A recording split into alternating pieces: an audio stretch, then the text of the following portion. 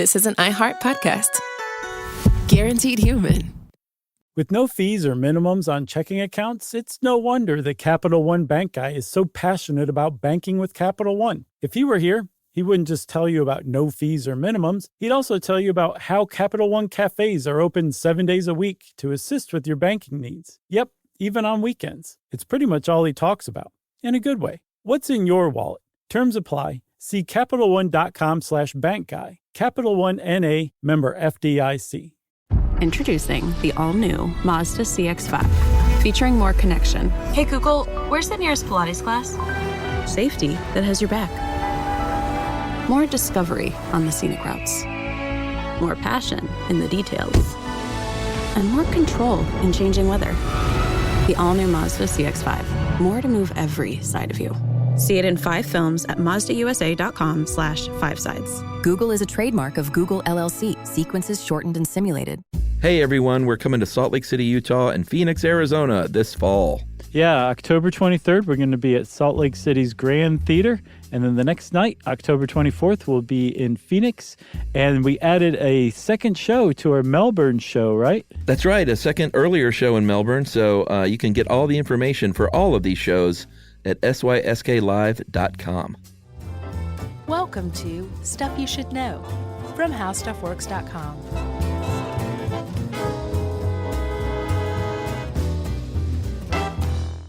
Hey, and welcome to the podcast. I'm Josh Clark, and there's Charles W. Chuck Bryant. Jerry's over there, so why don't you pull up a chair, kick back, and tell us about your problems, because this is psychology stuff. We should just call this episode the Stanford Prison Experiment, a.k.a. perhaps the hackiest experiment of all time, and it's really not an experiment anyway. No, but it's the most famous psychology experiment ever.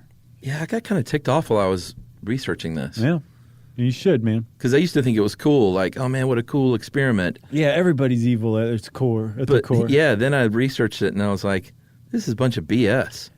All of it. This is one of the worst executed experiments I've ever heard of. That is so funny because while I was researching this, I was like, I'm going to have to keep it together. Maybe at the end I can really go off or whatever. Let's go off at the beginning. That's great, man. Yeah. I watched the movie today, too. The 2015 one? Yeah.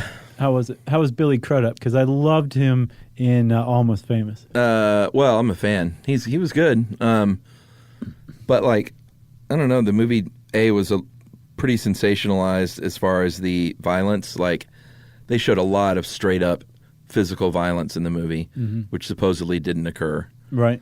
Like beating them with billy clubs and hog-tying them and, like real violence. Hollywood. Actually, these days I should say Atlanta. Yeah. Yollywood is what they call it. Oh, there you go. Perfect. That's perfect. That sounds like a Norman Reedus creation. Yeah, it might have been. Yeah. Shout out to Norman Reedus. And then, what was I saying? Oh, I don't feel like it came down hard enough on this Yahoo. What was the guy's name? Zimbardo. Yeah, Zimbardo for just crafting doing a very poor job at crafting a supposedly scientific experiment. No, he was like the driving force behind that movie getting made. Apparently, he'd been trying to get a movie made in America. He seems to be a pretty shameless self-promoter. Decades, yes. Yeah. It's not a good quality in a social psychologist. No. So we're going to see, I guess we'll let the cat out of the bag, but we shall see that the Stanford Prison Experiment, one of the most famous experiments in the annals of psychology, is not an experiment at all. No. Its findings are wide open to interpretation. Yeah. And it was conducted by a showman, basically. Yeah, I mean, it's a red flag when you don't publish your findings in a medical journal. You publish them in New York. Was it New York Magazine? New York Times Magazine. Oy. The Hodgman's rag.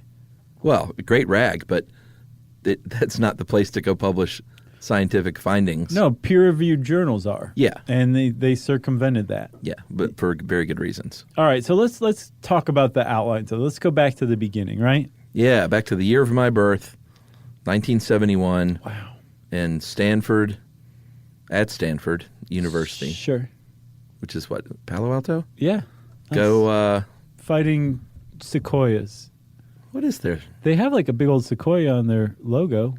I think it's like and then they have a sequoia with its fists up. Or is that a don't know. leprechaun? Oh, that's Notre Dame I'm thinking of. I do feel like it has something to do with trees. Chuck's looking it up, everybody, so let me stall. It is a tree. The Stanford tree? Well, I don't know what the mascot is, but there's definitely a tree associated. No, I looked it up. The Stanford tree. Oh, okay, cool. And the first question is, why is it a tree? Uh-huh.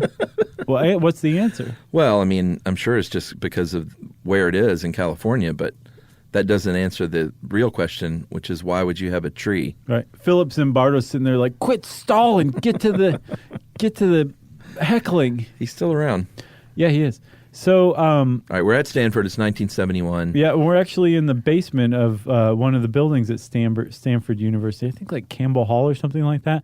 And I think August of 1971, there were 24 young men, almost all of them white. I think one of them was Asian American. Mm-hmm.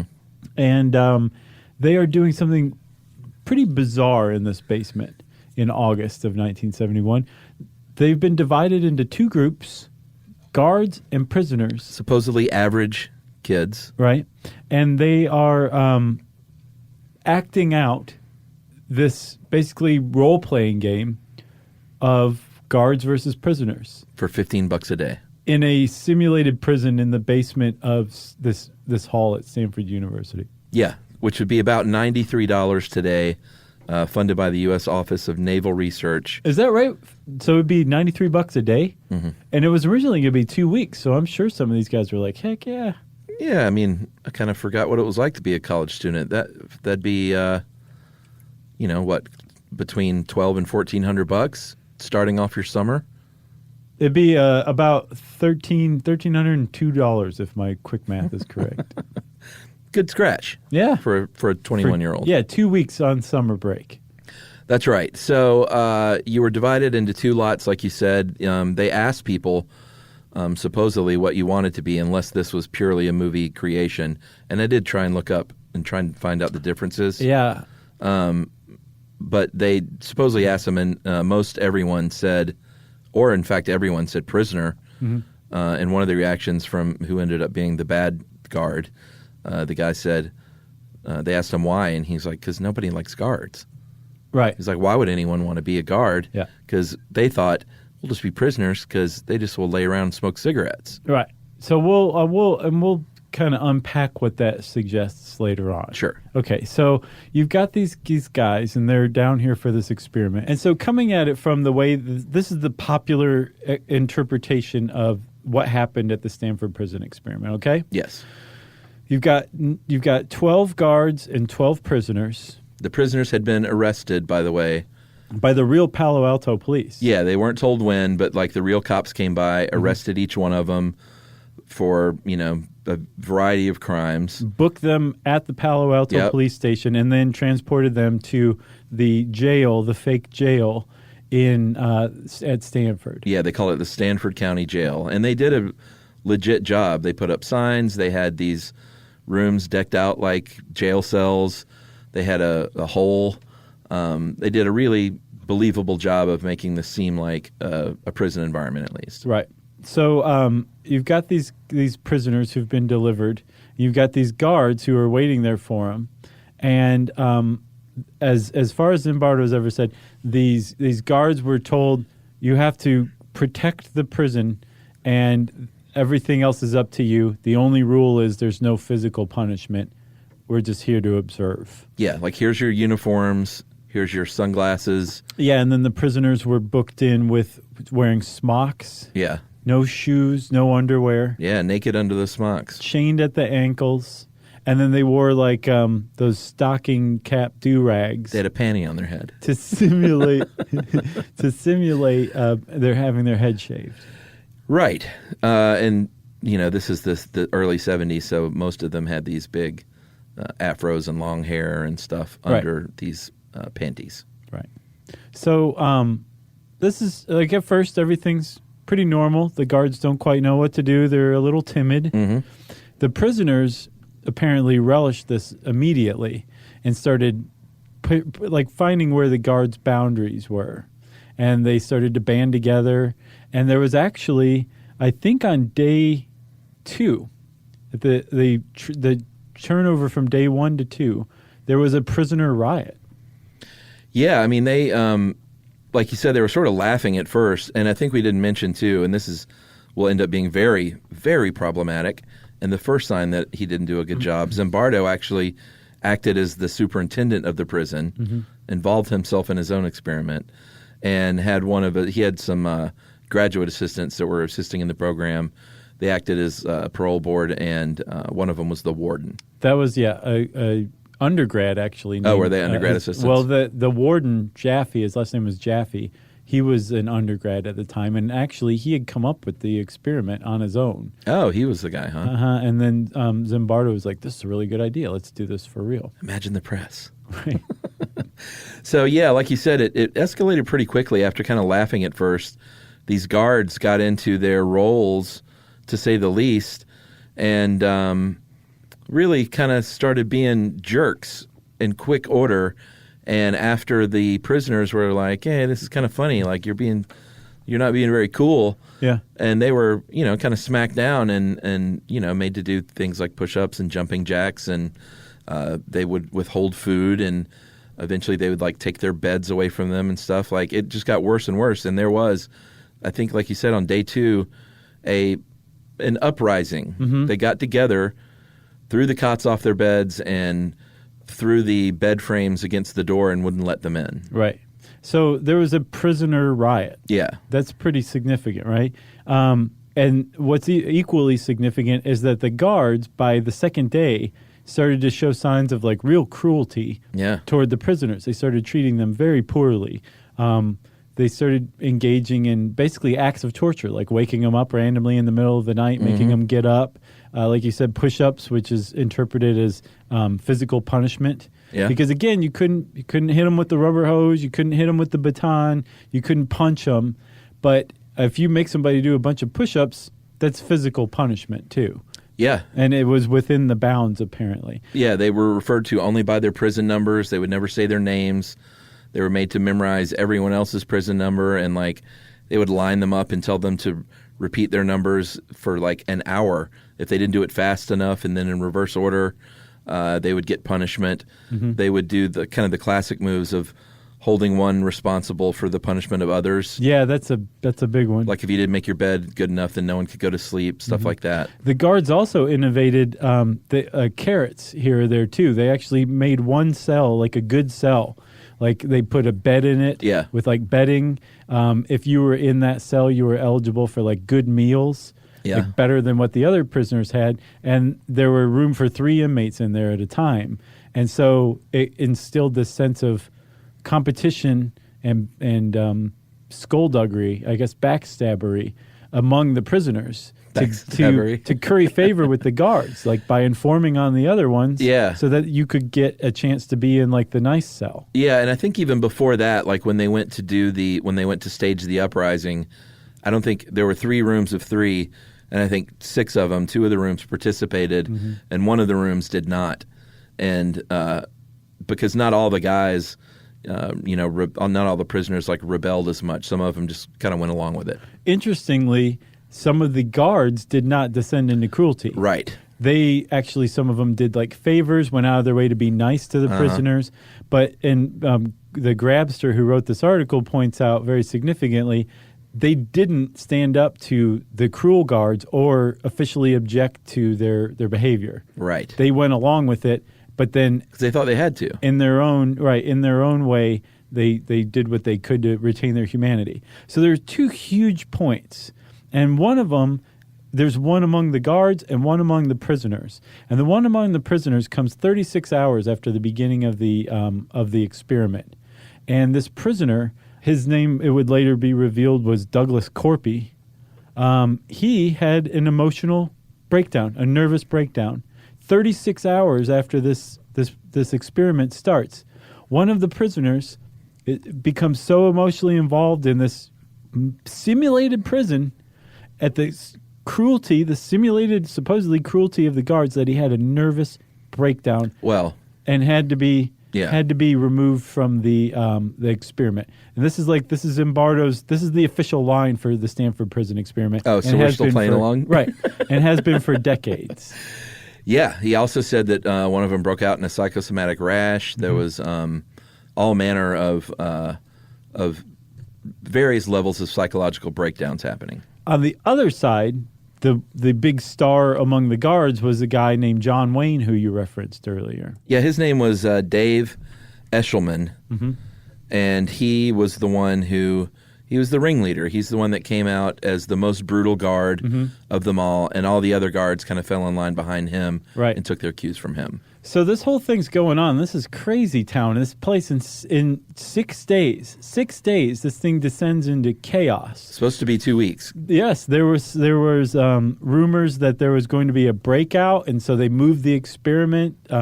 There were that guy Douglas Corpy, who had a nervous breakdown, ended up getting put into the hole, this broom closet, for I think overnight, and was finally released because the researchers actually stepped in and said you should probably let him out. It was just utter chaos, and then eventually Philip Zimbardo's girlfriend at the time, a woman named Christine Maslock. Yeah, his wife to be. She married him, huh? Yeah, still married. So she came and just dropped in to see how things were going, and was so outraged at what she saw that she was like, You're so far beyond the line. You have to stop this now. Like this is descended into chaos. You can't do this. These people are treating these prisoners horribly. Like, how are you letting this go on? And he went, I'm okay. Right, fine. And so the next day he canceled the experiment again after 6 days, and it was scheduled to go on for 2 weeks.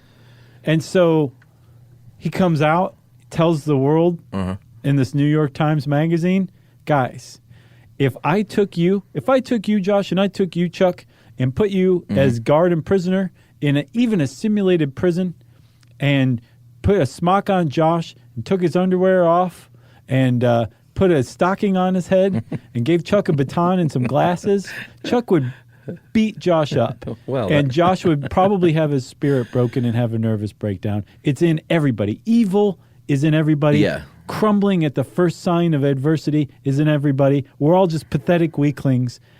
Stanford Prison Experiment. And he ran off and said, I'm famous. All right. That's a great setup. So we'll take a break here and come back and talk a little bit about more about the experiment and the realities of it right after this.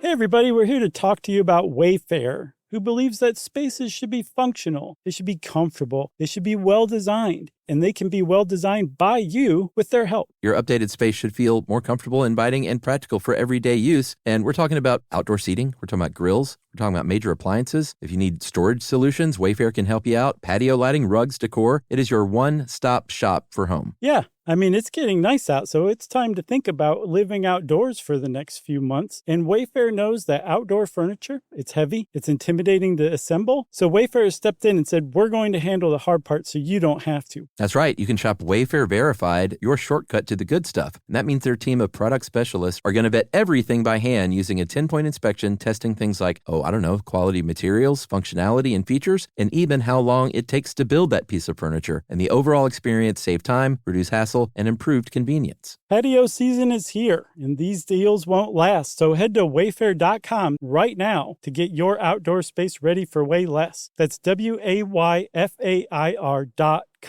Wayfair, every style, every home. Hey everybody, I want to talk to you a little bit about Tide Evo because it represents over 10 years of innovation and product development. Tide Evo is a first-of-its-kind technology where tens of thousands of minuscule fibers are spun together to form a 6 times powerful layer packed with scrubbers, brighteners, pre-treaters, and fresheners. And that's going to deliver a breakthrough clean that's so powerful, it feels like magic. Yeah, it is kind of like magic. Tide Evo is revolutionary. A 100% concentrated waterless laundry tile that's made of compressed microfiber soap layers rather than liquid or powder. And it's not like pods or sheets because it uses 6 layers of detergent fibers to deliver superior cold water cleaning without plastic packaging of any kind. And it provides a mess-free, lightweight solution that dissolves lickety-split. So whenever you run into a laundry challenge, turn to Tide Evo. It's revolutionary. It's magic. Try new Tide Evo. Real laundry magic.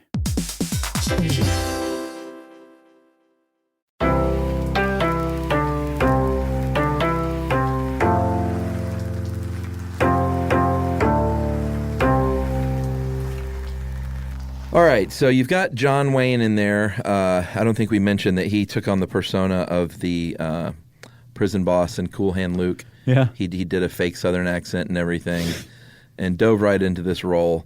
If you talk to Dave Eshelman today, he will say he's very much on record as saying, I'm not some jerk, and I didn't get off on being sadistic. He said, I wanted to do what they paid me $15 a day to do, which was to be a prison guard and to treat these guys poorly. Right. And so he said, I did some drama in high school, and I literally acted this part as well as I could. That I felt was expected and wanted from me. Right. And I put on this fake Southern accent.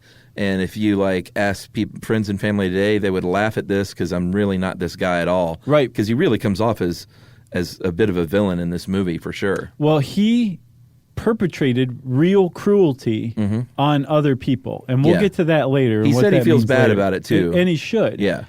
Because the other people actually did suffer under this guy's leadership as the ringleader of the mean guards. Right. Like they wore pink on Wednesday. It was terrible everywhere, right?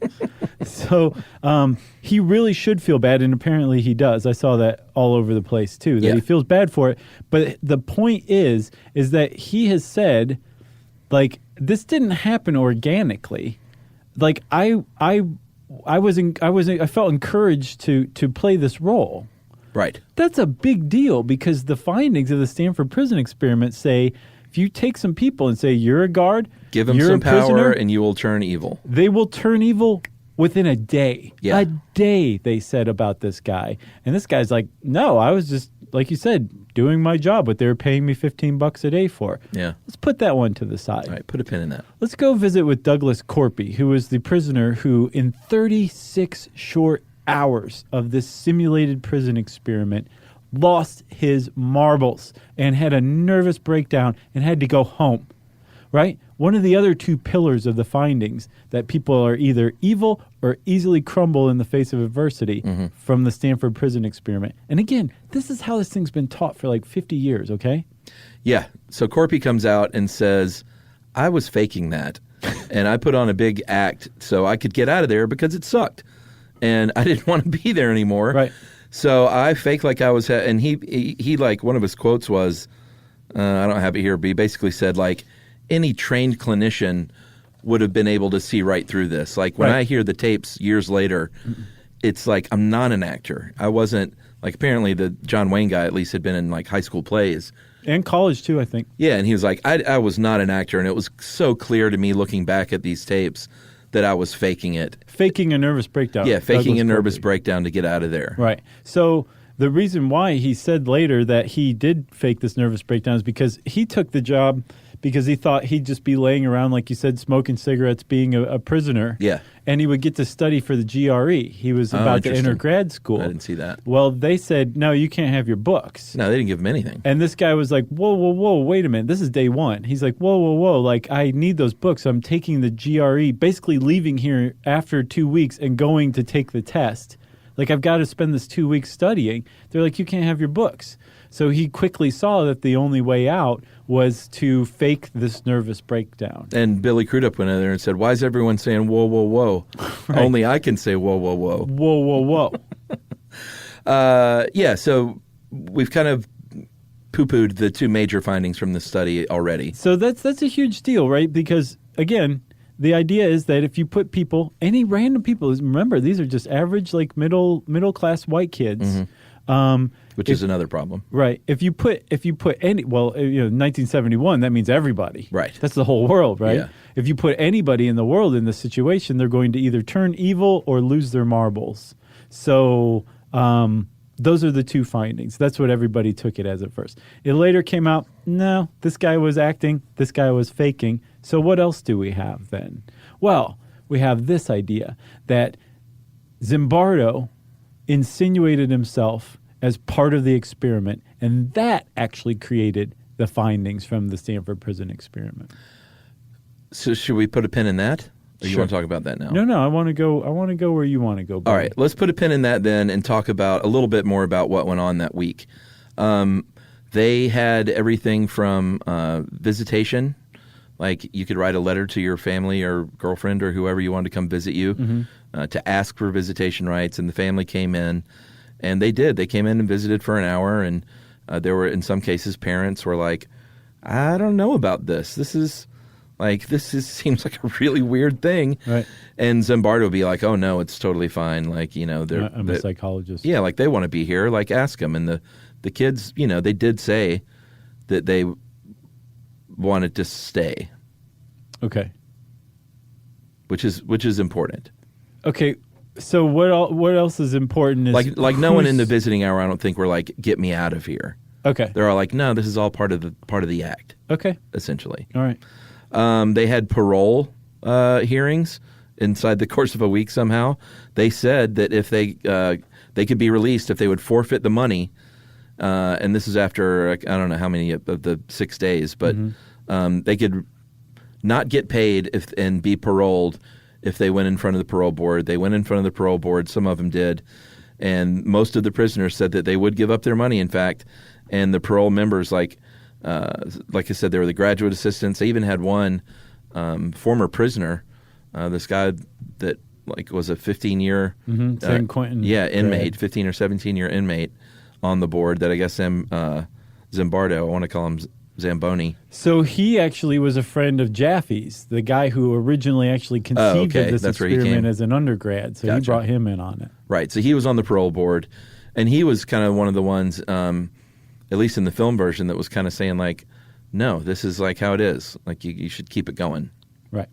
But I don't know how much of that was dramatized. I don't either. That's one of the problems with this is, so much of the documentation has been not released over the years, and when it does get released, it contradicts the official line, and it's very tough to separate truth from fiction, especially when you introduce a Hollywood movie into the whole thing, just to drive those nails in the coffin too. And so reality and fact. There's been a lot of in the years since, a lot of complaints that a lot of these kids were screaming, "I want to go home! I want to go home!" And for his part, Zimbardo said, in the contract, it says, I want to exit the experiment, is the official line to say, and they could have gone home. And he was like, but you hear, no one ever said I want to exit the experiment. They would say, I want my mommy, or I'm going crazy, or my God, please stop this. Please stop this. Right. But they never said those exact words. The safe phrase. The safe phrase. But it turns out that's bunk too, right? Yeah, it turns out that if you look at the contract that they had that he's referencing, that say the rules and everything in the agreement, there's no safe word to be mentioned. It certainly doesn't say if you say, I want to quit the experiment, you get released from the experiment. So he's just flat out lying about that then? That's from what I understand, yes. And what article was this that you sent? There's a really good takedown in Medium called the Lifespan of a Lie. Yeah, it's a good one. And it's based on, that title's based on a documentary by a documentary or a book by a French filmmaker, who titled his version The Birth of a Lie. And it's basically about how the Stanford Prison Experiment was just basically, it was bunk from the get-go, which we'll kind of pick that apart in a little bit. And that it's just fascinatingly has been perpetuated over, again, basically 50 years. It just entered the cultural zeitgeist and just stayed like an infection. All right, some other things that happened to make it realistic. They brought in a lawyer when parents asked for one and played along like it was real. They brought in a chaplain who came in to speak to prisoners, and he played along with it too. Yeah. They basically did everything that you would think would happen in a real prison on a slightly scaled down level. Right. But the upshot of all of this is Zimbardo's saying, like, do you see what's going on here, everybody? Yeah. Like, I just put some guys in, like 9 guys in at a time, or 12 guys as guards, 12 guys as prisoners, and their parents came for visiting hours. A lawyer came. That's how real the simulated prison became in people's minds. Just imagine what a real prison's like, right? So, and he was saying they could have left at any time if they just said the safe word, and no one ever said the safe word.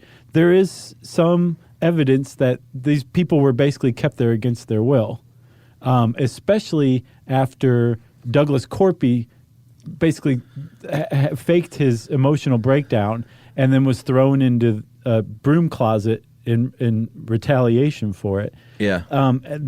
He should have very, very clearly should have been left or allowed to leave, and to even be led to think that you couldn't leave, which is apparently the idea that spread throughout the prisoners. That would be like keeping someone against their will. Yeah, and he did leave, but was agreed to come back supposedly to like play a different role as a prisoner who like maybe escaped and came back, I think. Okay. But didn't come back. Right. And I think 5 people were released early before the whole experiment was called off. All prisoners, no guards left the experiment, which is telling. Yeah. And they were working in shifts though, which is important. Okay, that is a big one too. But if you consider that no one asked to be a guard, they all asked to be prisoners, but then none of the guards left the experiment. Right. To me, that's interesting on its face, right? Sure. There's something to that. But the whole thing just kind of falling apart after Zimbardo's girlfriend at the time came. The idea that up to this point, these people had engaged in this fantasy and thought that they couldn't leave when they really could, that's controversial in and of itself. Sure. Because, again, there's evidence that they were led to believe they couldn't leave. And that's different. That changes things entirely. Yeah. So you want to take another break and then pick this apart some more? Yeah, let's do it. Kind of fun.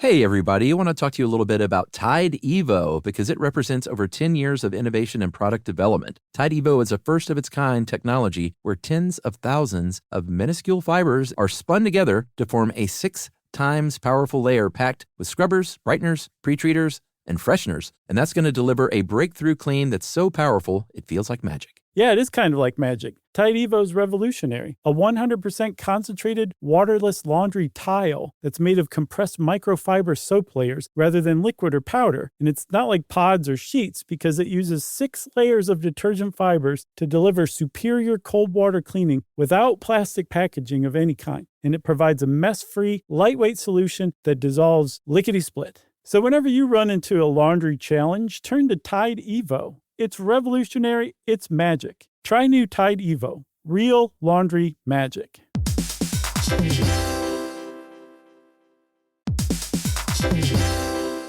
Hey everybody, when you're at work, you never know when you're going to get interrupted, like when an office fire drill happens right in the middle of your presentation, or maybe construction is going on just outside your window. But with the Dell Pro laptop powered by Intel Core Ultra with vPro, no matter how many interruptions you have, your laptop won't be one of them. Yeah, with a battery that's optimized for the way you work and built-in intelligence that quiets distractions the moment you're trying to focus, your tech won't slow you down, even when you're getting bounced from an office you forgot to reserve. The Dell Pro, built for those who stay in the flow. Find technology built the way you work at Dell.com/Dell-Pro. Built for you.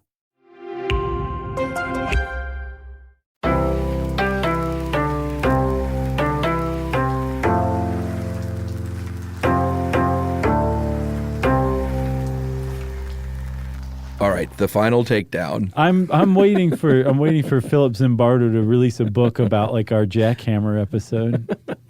That's fine. I would read it. All right, so where are we here? Basically, we're at the point where he has ended the experiment, and now we're dealing with the fallout since 1971 and how this should be viewed. One of the big things that came out of that French book, The Birth of a Lie, is the filmmaker unearthed a recording that was, I don't know where he found it, but he found it and released the transcript of it that clearly has, if not Zimbardo, at least Jaffe, definitely Jaffe, coaching the guards. Yeah, to be more brutal. Right. Be a tough guard. Just think of like how the pigs do it and do it like that, I think is what the quote was, right? Yeah, when the whole idea of this thing is to try and prove that without any influence, yes, this is what happens. Right. So there's a couple of things that happen. Methodologically, there's a lot of things that happen the moment they started coaching those guards. Number one, they took any organicness out of their behavior. They were then doing what they thought they were expected to do, like John Wayne. Yeah, for sure. Who just went over the top is what it was. Mm-hmm. And then number two, they made them co-experimenters. Yeah. Like the whole thing was supposed to be guards and prisoners. And we're going to watch. As test subjects or participants. And when you coach the guards, they're co-experimenters now. Now the experiment's entirely on the prisoners, which you can say, okay, well then those findings still worked. Well, that gets thrown out when you base the whole thing on a guy who is faking. Right. Right. But you make the guards co-experimenters and you just completely take out any objectivity from this experiment. That's problem one with the methodology. Well, and the fact we already mentioned that one of the researchers was a warden, and I keep wanting to call him Zambrano. That's fine. Go ahead. Zimbardo. Zamboni himself was the superintendent. Like the minute he decided to do that, like I looked up, I think he was like in his late 30s when he did this. Mm-hmm. How did he not, like, was he that bad at doing his job? How did he not know, like, wait a minute, this will taint the experiment? Do you want to talk about why people think that he was so... Yeah. Okay, so he wasn't, I think still is, a social activist, for sure. Mm-hmm. And he had decided, and I can't really disagree with him, that prisons were brutal places where brutality lived and that they were inherently brutal. And so if you take somebody and put them into this place, you're doing a real disservice to humanity by throwing somebody in a brutal place that you know is brutal. So his aim was to get reform to happen. Yes, from the outset. Well, I mean, I can't fault that, but you can't call it a scientific experiment either. No. And it actually supposedly backfired as well, because one interpretation of his findings is that it's all or nothing with prisons. Prisons are inherently brutal, or you can't have them. So either you have prisons and you have brutal prisons, or you have no prisons. And so faced with that choice and with rising crime rates in the 70s, a lot of people doubled down on getting tough and made prisons even worse and built more prisons and said, TS, we're not even going to try to reform you anymore.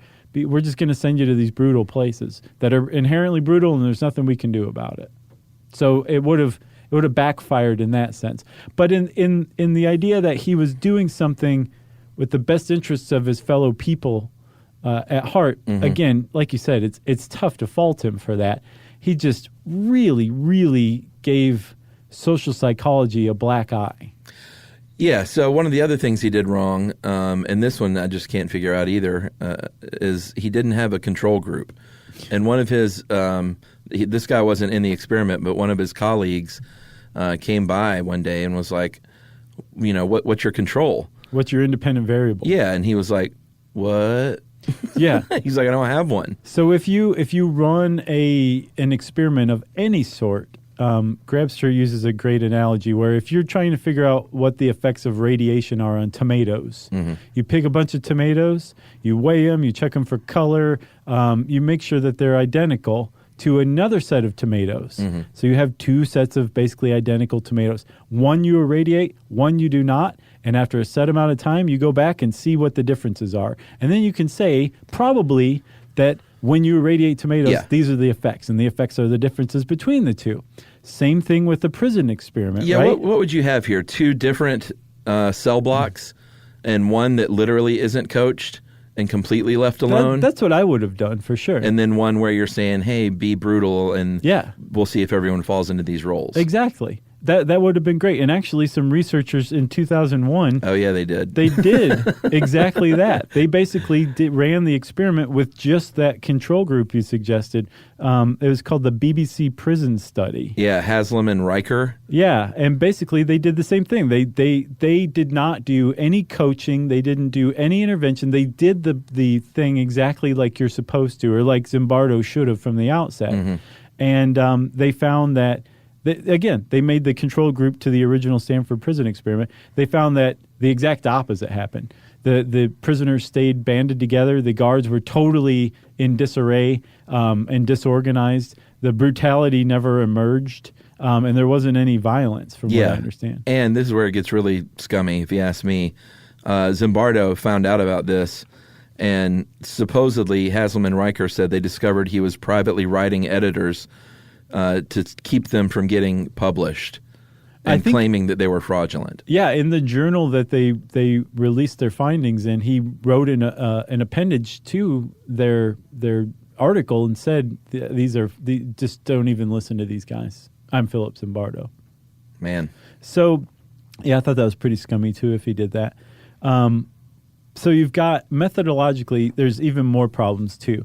If in the original newspaper advertisement, Chuck, he said Prison Experiment, everybody sign up. Yeah, that was a problem in and of itself. They shouldn't have known what they were doing. No, exactly, until they showed up, right? So you're going to get a big wide swath of people, and then once they find out what the experiment is, maybe they'll say no thanks or whatever.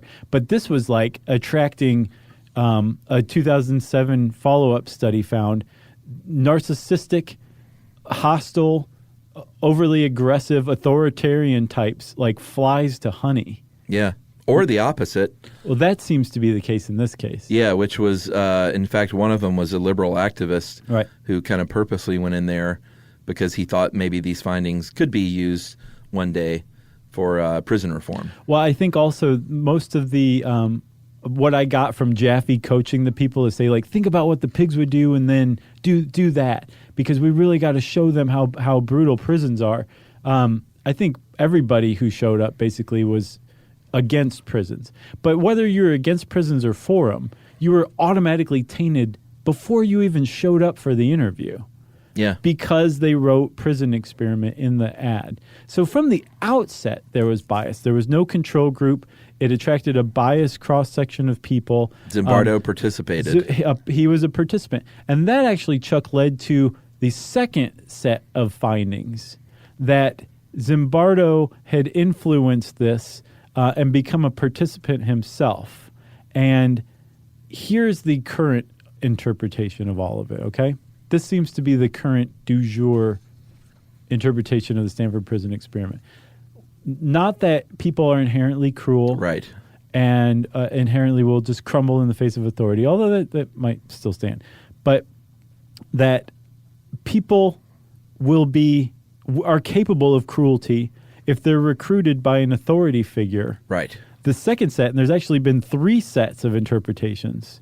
The second set was that Zimbardo inserted himself and that it actually demonstrated what's called situationist theory. Yeah, and that's basically that external circumstances are the drivers of human behavior. Right. So the point was not that people are inherently cruel on an individual level. But the situation that they're put in, they will quickly find those roles. If there's a power structure above them that has normalized this and is expecting them to fulfill those roles. And this really tied in with, this is 1971. People were still really trying to figure out what the heck had just happened with the Nazis. It was only like 25, 26 years before. Yeah.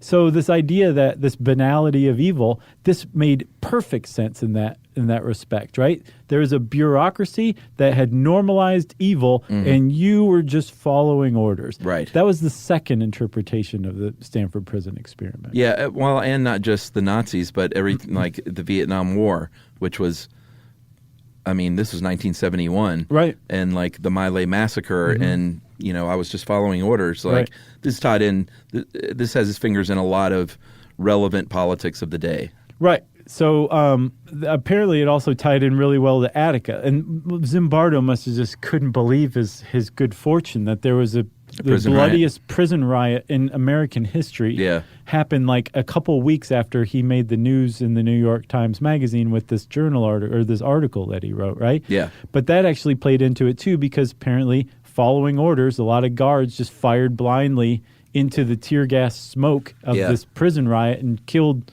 tons of unarmed prisoners and hostages. So Zimbardo's like, okay, that's fine. However we're going to interpret this, I'm cool with that. But the third one, I'm not quite sure that he would be cool with. The current one. Which is bad science. I think, so what I saw is that a lot of social psychologists said, we've known this is bad science all along, but the findings were really interesting and worthwhile. So we didn't throw the baby out with the bathwater.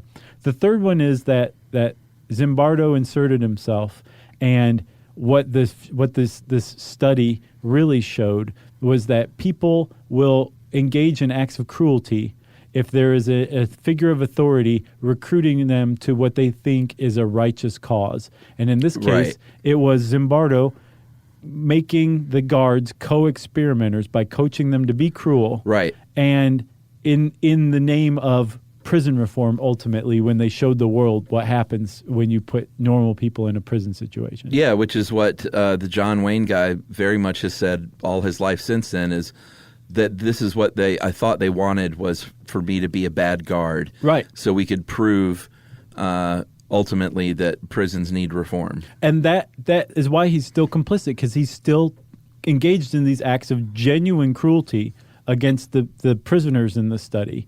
And that's why he should still feel bad and still does feel bad. But he did it because he was recruited in the name of this righteous cause by somebody who was in authority. So is this being taught this way in classes now? I think that they, especially once it came out that Zimbardo and at the very least his warden, a co-experimenter, was coaching them to do this, and that the organic cruelty is just totally out the window. I think they don't know what to do with it right now. They're trying to figure out like how to get these findings across or what to make of them. Because one of these quotes from the article you sent, the guy said, "I don't think it's scientific fraud in the typical sense.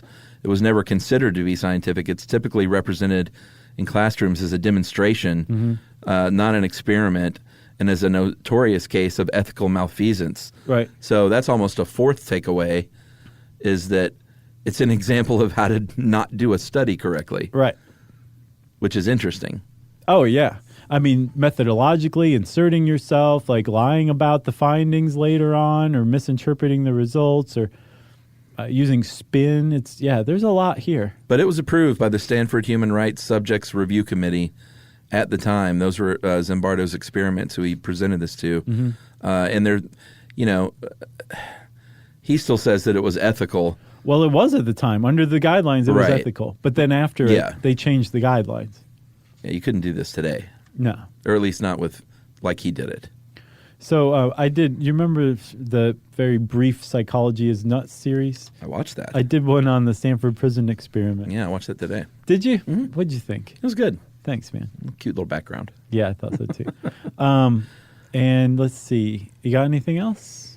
No, I mean, boy, I thought we were pretty scathing, but... We were. This is like vaping level scathing.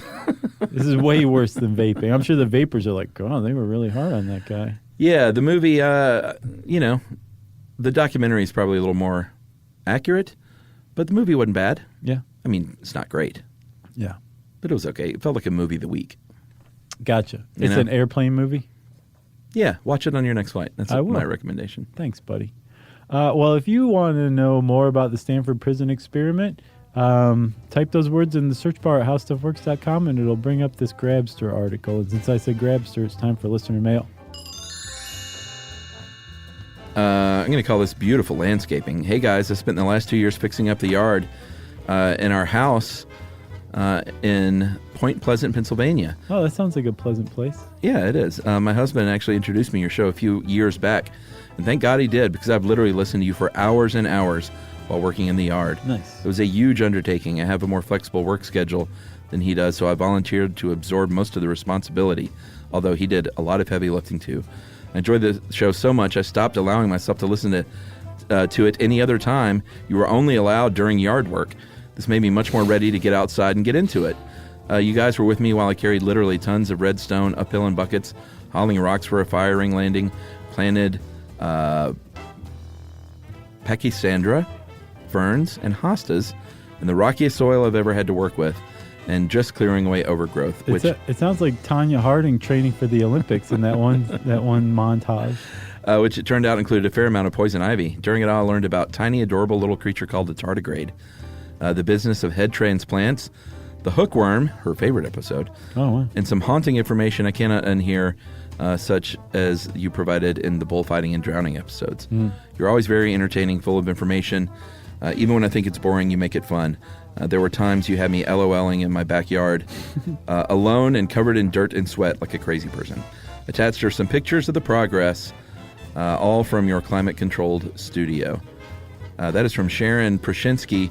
And Sharon, you did a great job. That is one beautiful yard you got going. Yeah, for sure. It is lovely. It is. Nice work. We're glad we could be there with you to help you get up that hill. Yeah, and down the hill, and then back up the hill, and then back down the hill. That's right, and then back up again.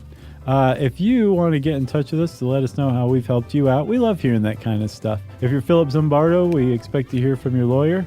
And in the meantime, you can hang out with us at our home on the web, stuffyoushouldknow.com, where you can find all of our social links, and you can also send us an email to stuffpodcast@howstuffworks.com.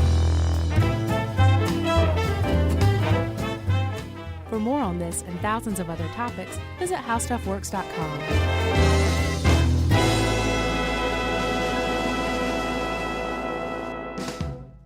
Everyone knows winter is the real mess maker. You don't need WeatherTech floor liners for summer unless you hit the beach and half the beach ends up back in your car, or the campsite dirt ends up in your trunk. Then you'd want a cargo liner, or a road trip goes sideways, lemonade spills, ketchup goes rogue, ice cream drips. Yeah, you'd be pretty happy about those WeatherTech seat protectors. So just to be clear, as the mud you're inevitably going to step in this summer, you don't need WeatherTech unless you plan on doing summer. Visit WeatherTech.com today.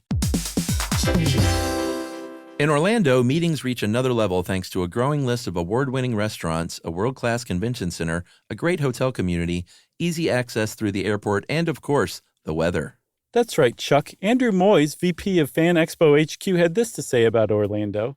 Often we will bring our entire team to Orlando for the event, and that includes our executive-level team members as well. And we're able to give them a great experience with luxury hotels, special restaurants, all those key things to feed into the proper executive experience. He also said that Orlando's easy airport access and close proximity to hotels and transportation make it a top choice for hosting major events. And while you may know Orlando for its attractions, industries like healthcare, aerospace, and advanced manufacturing make it a hub for cutting-edge businesses.